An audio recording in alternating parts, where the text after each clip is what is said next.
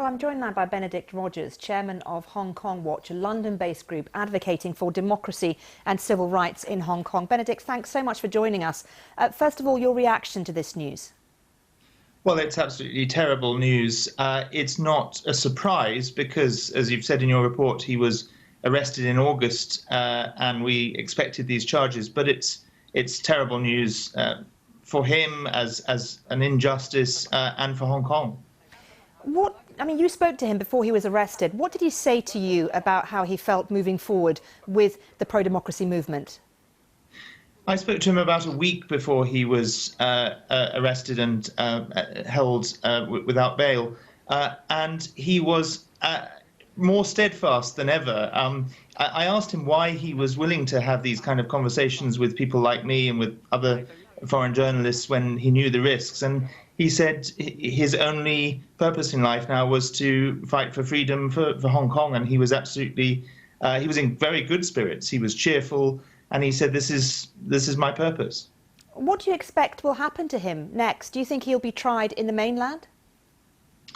That's always a danger and certainly shouldn't be discounted. I obviously very much hope that doesn't happen. But I think he clearly is the Chinese regime's one of their most vocal critics and one of the people they dislike most, want to silence most because of his influence. So we should be prepared for all possibilities. If he does get given a long sentence, what do you think this means, Benedict, for the pro-democracy movement in Hong Kong? Well, on the one hand, it will be a major setback. He has been such a big figure for them, and particularly his Apple Daily newspaper. But on the other hand, I think that it may well embolden them if they are inspired by him, if they listen to some of the things he said in recent weeks about his own commitment to this cause. I think many people will redouble their efforts. They'll have to do it in terms of those in Hong Kong. They'll have to do it more creatively, in different ways, more underground, because people can't protest now. Press freedom is threatened. But I think they'll find ways to carry on. And what do you make of an international involvement or the lack of? Well, I certainly urge the international community to respond to this news as robustly as possible.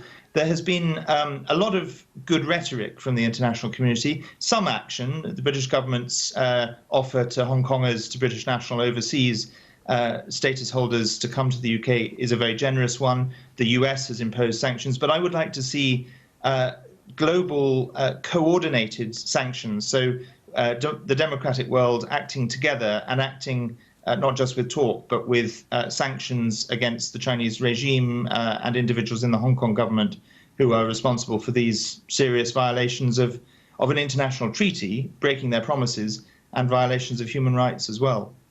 OK, Benedict, thank you very much indeed. Benedict Rogers.